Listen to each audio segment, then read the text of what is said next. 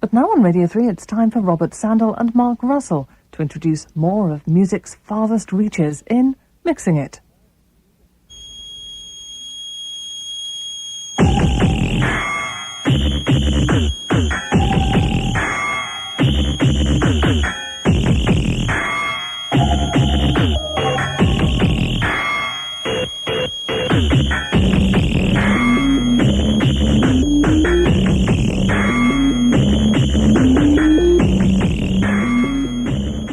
Hello, tonight we trip the light fantastic in the company of the Muscovite techno band Species of Fishes, Greek composer Yannis Xenakis, German ambient duo Oval, the Chinese singer Dadawa, and the Belgian absurdist Moondog Jr. Plus, representing the UK, we're joined in person in the studio by the man whose music we just played a snip of. That was the Aphex Twin, or as we're allowed to call him, Richard James. Richard, thanks very much for coming in. You've seen what we're going to be playing in the programme later on. What do you think of our choices this week? Do you recognise anything or see anything you like? Yeah, there's a few sort of familiar names kind of thing. I don't know any of the track names, but I recognise a few of the people. Well, we're looking forward to hearing what you think of them during the programme. But to start with, it seems like only yesterday when we played a track from the latest album by those three improvising lads from Manchester, Stockhausen and Walkman. Almost unbelievably, here's another CD, and they promise yet another one for January.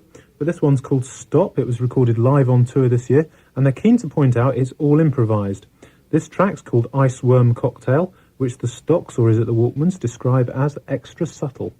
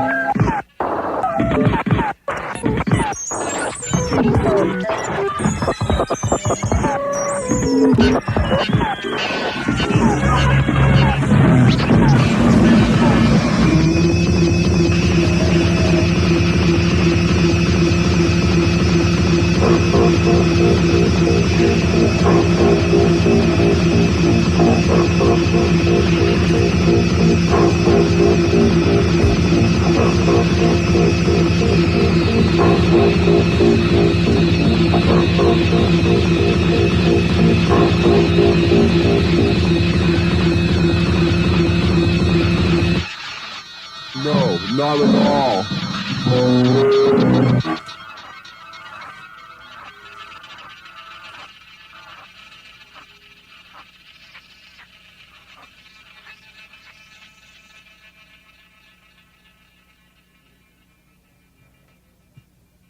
Oh dear, more trouble down at the amusement arcade. That was Stockhausen and Walkman, a track called Iceworm Cocktail from their new album Stop, and that's available on their own Hot Air label. And we'll put all the details of the label on our playlist. What did you make of that, Richard? Yeah, it's pretty sorted. It's crash bang wallet music. That's what I usually call music like that. Do you ever try stuff like that?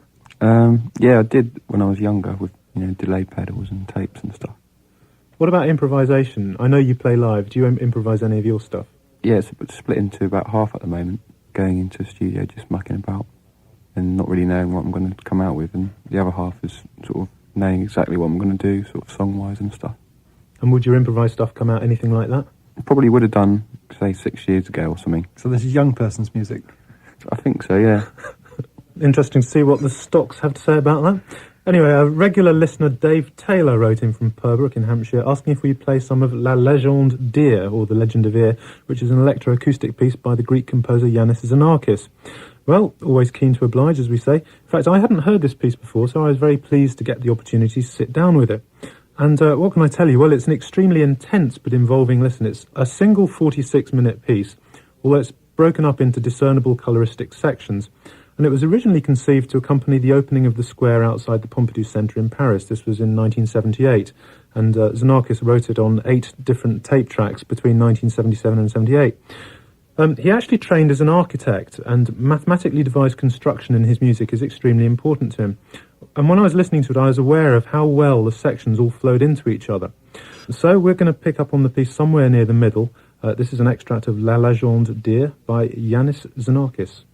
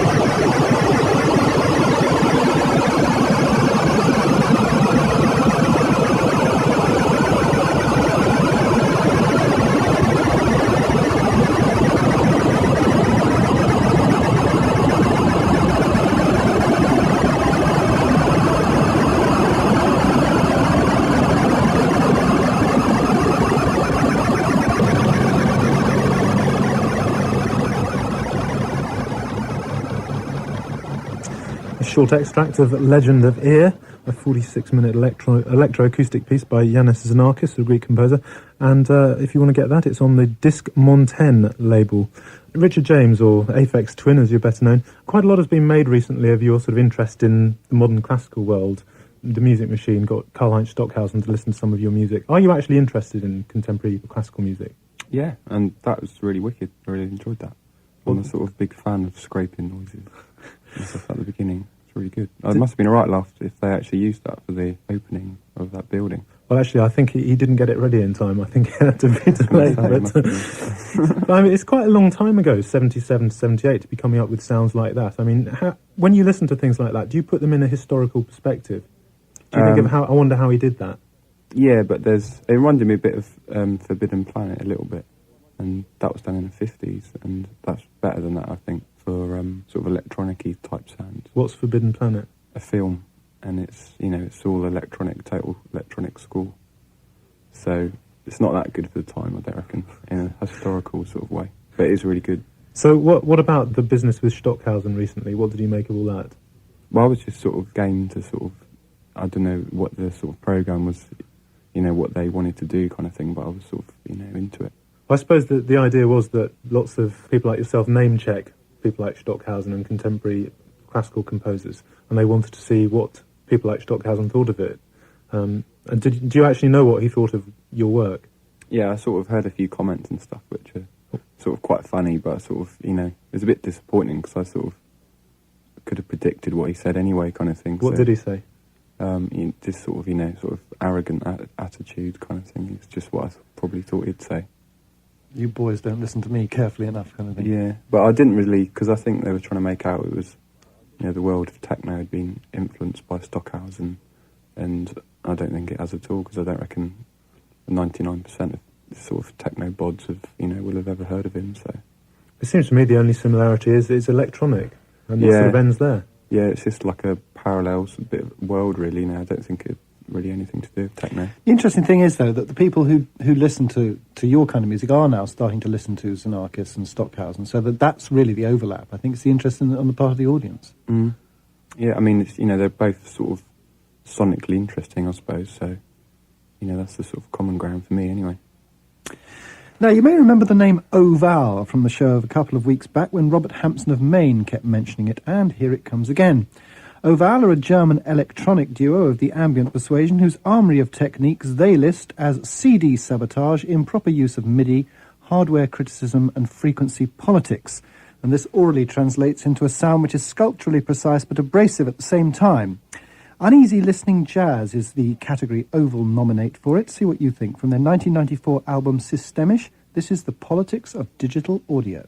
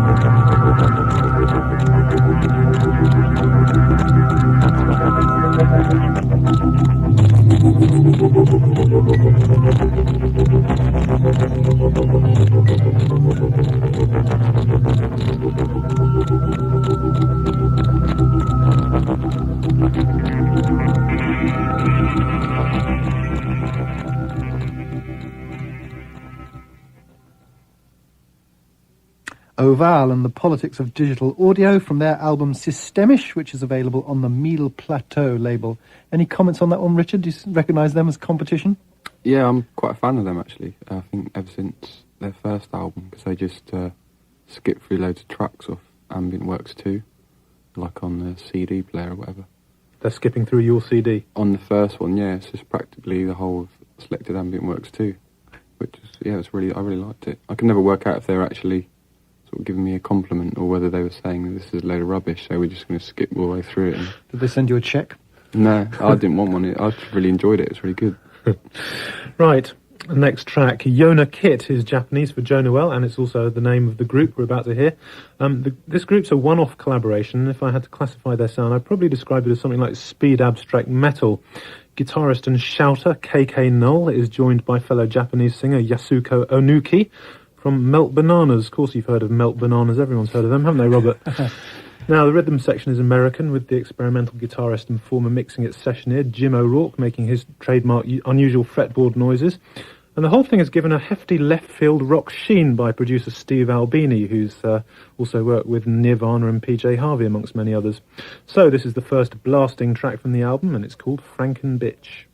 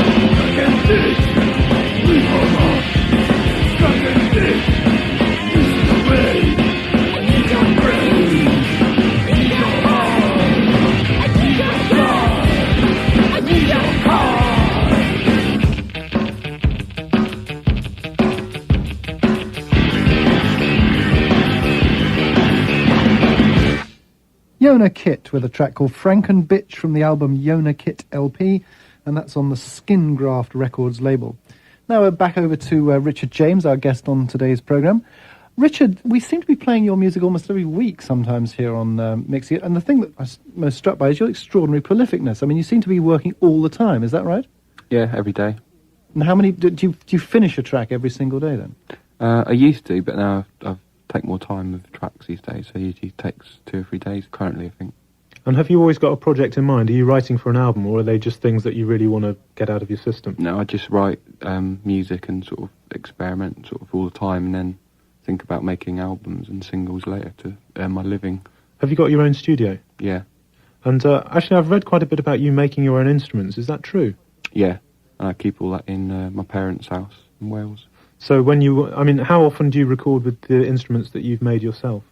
What I tend to do is sort of go and take samples and record lots of little bits that'll last me for the sort of next sort of 4 months kind of thing, and then come to London and use it all.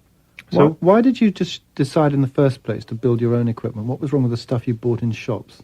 I didn't have any money to start off with. That was why I started to make it, basically. Did you also feel that the sounds that shop-bought equipment made weren't so interesting? Yeah, well, that sort of came later, really, because once I'd had the money to buy shop equipment kind of thing, I'd already learned how to build instruments, so it was kind of used it to my advantage. So do you not use any conventional equipment at all in your studio when you're making records? Yeah, I use things like computers and, for sequencing and things like that. But you don't use any conventional synthesizers? Yeah, I do, yeah. The secret's out. Where did you actually start from in terms of the style of music that you wanted to make? I mean, you've been associated a lot recently with this catch-all term ambient, but where did you start off from? Just from a sort of sonic sort of experimentation sort of point of view. I was just really interested in sort of piecing sounds together and making little rhythms and things like that. I think that's the sort of first angle that sort of got me interested in it. And was this based on anything you'd heard by other groups? No. I just always liked creating stuff, just making stupid tracks on tapes kind of thing when I was little, and just used to enjoy it. Were you surprised by how much your music and your sound has taken off? I mean, you remixed one of your tracks with Philip Glass recently. I mean, that must be something of an accolade for you. Yeah, sort of 50% of me sort of surprised, and the other 50% think it's normal kind of thing. How did it work, the thing you did with Philip Glass? Just got in touch with him and thought, see if he was into orchestrating one of my tracks. And he sort of sent back a demo, which I thought was rubbish. And, I said I didn't like it and stuff, and he seemed to be quite offended and sort of went away and did something else, and then I thought that was really good, and I sort of ended up going over there and finishing it off with him.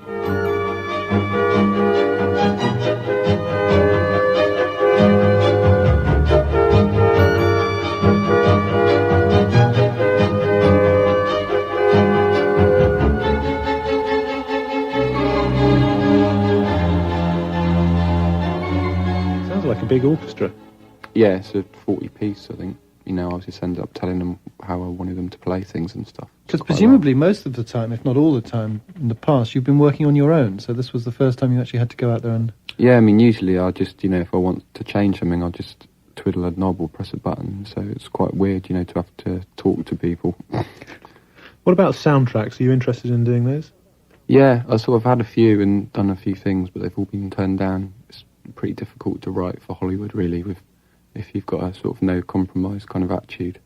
And you've kept that attitude when you've been working on big films, have you? Yeah, and it's really difficult. They just treat you like as total sort of object kind of thing, and it's very difficult to sort of work to their sort of standards kind of thing. Now, you are doing something live at the Festival Hall in December, aren't you? Are you playing live to a film? Yeah, hopefully, yeah. Hopefully. Because you were supposed to do it last month, and what went wrong there? They asked me if I wanted to do it, and I said yeah, and they sort of took 9 weeks to send me the videos, and they sent it 5 days before the show kind of thing, so I didn't really have time to do it. One of the things I've always remarked on when I've listened to, well, not all your music, but a lot of your music, you're very fond of using harsh sounds, almost sounds taken to the point of distortion. Is that to do with your equipment, or is that a particular interest? It gives a track a lot of energy if you distort something. you know, I like tracks with energy in them, I suppose. So I suppose it's just aggressive, and I like that in music. You've got a new EP. Yeah, it's out already, I think. Hangable Auto Bulb. Yeah. Talk to us about this one. It's this jungle-ish kind of thing, and inspired sort of... You like jungle? Yeah, only about 1% of it, though. The rest of it's still rubbish, but the 1% of it at the moment is really, really interesting. What has that 1% got that you like? I'd just get into it from a sort of rhythm point of view, and just really sort of anal, intricate, sort of programmed rhythms. That's why I like it. And tell us about the track we're going to hear, Children Talking. It's mainly inspired by my mate, Luke Vibert, and the sort of jungle tracks that he's been doing. That's about the first thing that's inspired me that's sort of modern for about 5 years, I think. Mashed potatoes.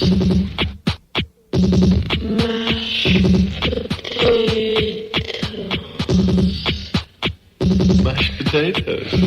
Why do you hate mashed potatoes?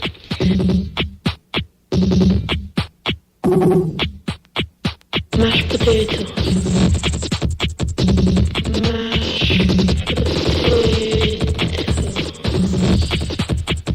Mashed potatoes?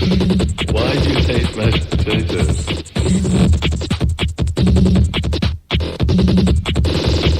Mashed potatoes.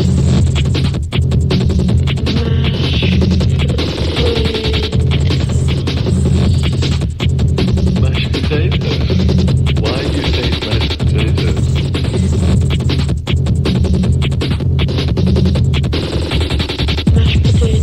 Mashed potatoes.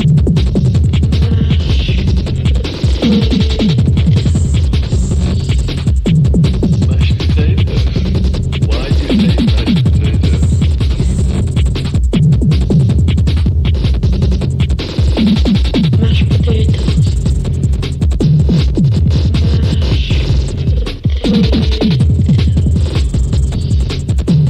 Mashed potatoes? Why do you hate mashed potatoes?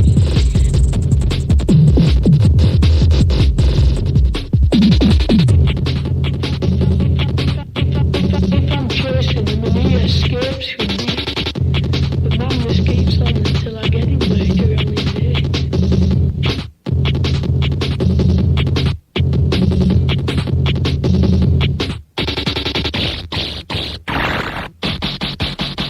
Mashed potatoes.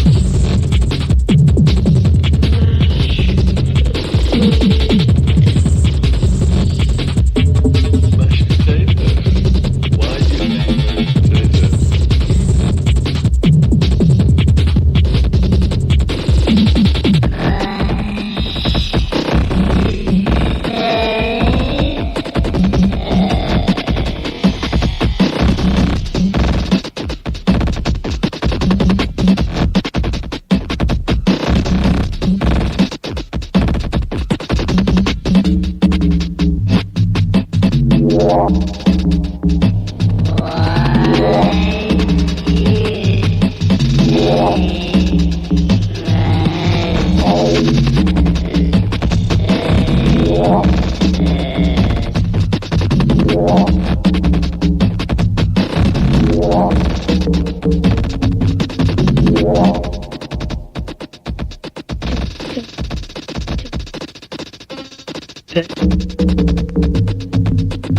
Why do you hate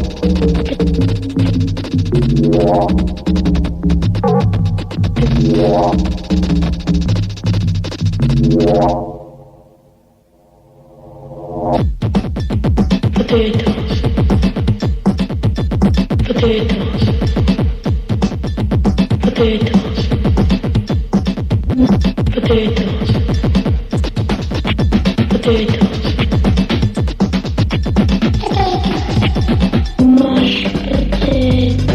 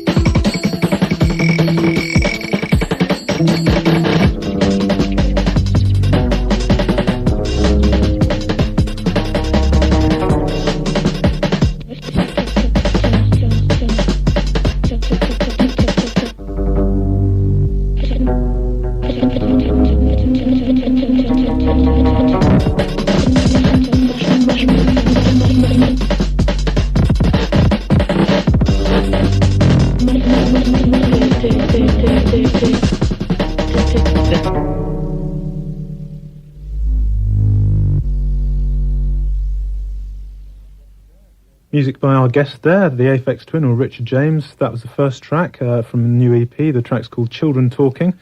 And the EP on the Warp label is actually called Hangable Autobulb, and it's an anagram, we've just been told. He won't tell us what it is, but Robert's drawn the circle, and we'll try and give you the answer before the end of the programme. I don't think there's much hope of that, but anyway.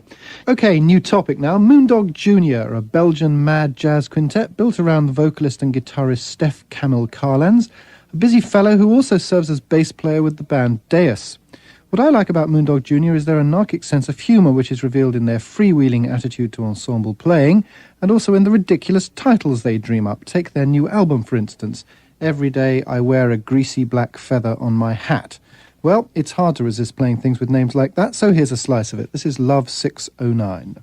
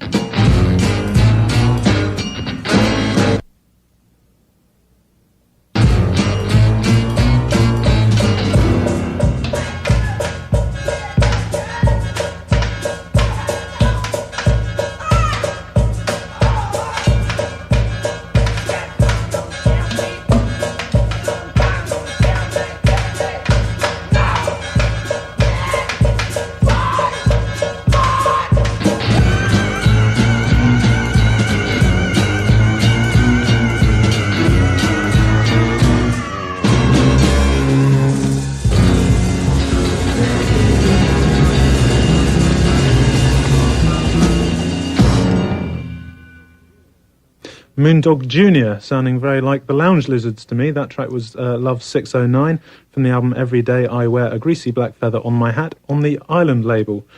Richard James, does jazz hold any interest for you? Oh, yeah. It doesn't really sound like jazz to me, that. It sounds more like rock. Did it? But, yeah, it's all right. I'd get into it if I was drunk, I think. Music like that. Sounds like they were drunk and they were getting into it. Right, a few weeks back we played a track by James Young, and he'd been in Moscow for some months writing a piece called Last Train to Taganskaya, which was featured in Radio 3's Between the Ears series. He remixed a track from this and we played it. Well, the band that he hooked up with and worked with in Moscow was called Species of Fish, and we've just got hold of their latest album, Songs of a Dumb World. In fact, it's their first release outside Russia, and it's well worth getting hold of. And this track's called Numb World.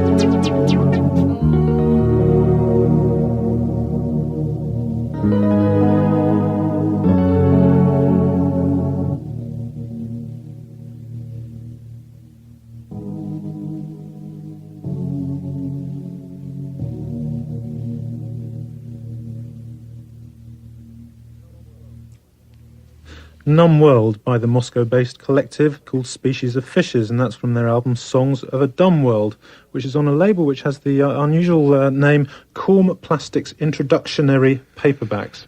Richard, do you recognise any of the sounds in that? Yeah, cheeky underground resistance, bit of acid. And what did you think of the whole thing? Yeah, it's alright actually, yeah. Anyway, well, thanks for coming in and talking to us, and just a couple of your gigs to publicise before we go. There's Disobey Club on the 16th of November where you're playing, and also making an appearance at Oval, the group we heard earlier. And on the 15th of December, the Aphex Twin, doing some live accompaniment to a film by Jean Cocteau, Blood of a Dead Poet, and that's at London's Festival Hall. So, if you want details of tonight's music, you need our playlist. Send a stamped addressed envelope to Mixing It, BBC Radio 3, Broadcasting House, London W1A1AA.